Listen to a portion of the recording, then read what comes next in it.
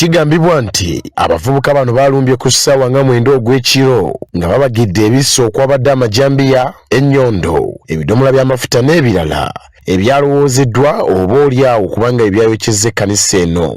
Musabiwa wano ndi musajja muvunuzi musajja balumbaganye kanisa yaffe n'ebijambiya ne petroli ne bajja okwagala okugisaanyawo okugyokya ne bagikumako omuliro mu ssaawa ez'ekiro. Basanzewo omukyala kamita kamiyati ne bamutuga ne bamukuba yetumuddusiza mu ddwaliro ali bubi mu kaseera kano. Abatamanya ngamba bano bayuzizza ebbaati ku kanisa bwe bayise mu kiro ne balumba omukadde kamiyati zawedde bwe basanze ng'asaba ne bamukuba bubi nnyo ng'obudde buno ali mu ddwaliro afuna bujjanjabi.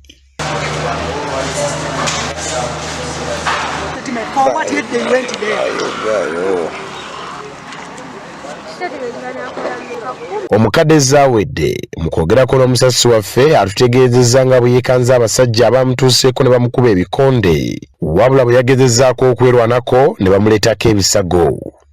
Nensigala n'ababiri omu ne musindika eri ne muyitako katiko ne bayita mulyango guno nze nezigula mangu nnyo nezija nti mama Reverend kati mugamba ni mama Reverend nakanye kute. Wabula abazigu bano baliko ebintu bye babbye omuli ebyuma by'ekkanisa, emizindaalo, amataala, olwo nno ebyasigaddewo ne babiyiwako amafuta bwe batyo ne babireka nga bikutte omuliro ne badduka.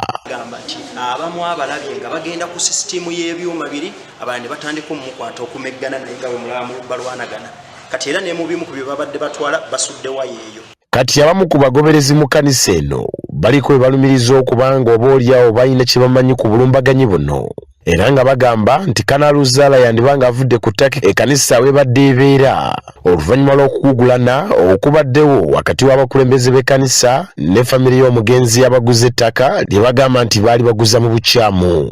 Suspect ffe gwe tumanyi gwe tulowooza ye mwami Musuuza kuba babadde wano mu nnaku nga 2 ennaku zibadde 2 nejjo yabaddewo nga ina ne munne bo bagamba bayina abakulu mu State House abakuuma pulezidenti aba SFC. Kati ssentebe w'ekyalo Katojjo Wakiimu avumiridde ebikolwa bino bw'atyo n'asaba poliisi okunoonyereza abazigu bano ng'obudde bukyali bakwatibwe era bavunaanibwe.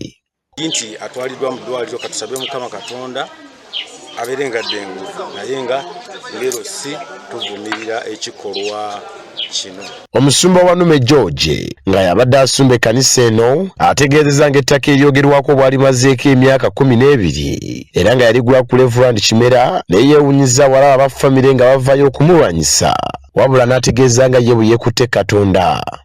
Eggulo ku Sande ne bagamba ennaku 5 ze tuwadde ekkanisa eyo nga tekyali ku ttaka eri kubanga ffe tugobye ekyapa kyaffe twakakifuna omwezi gumu.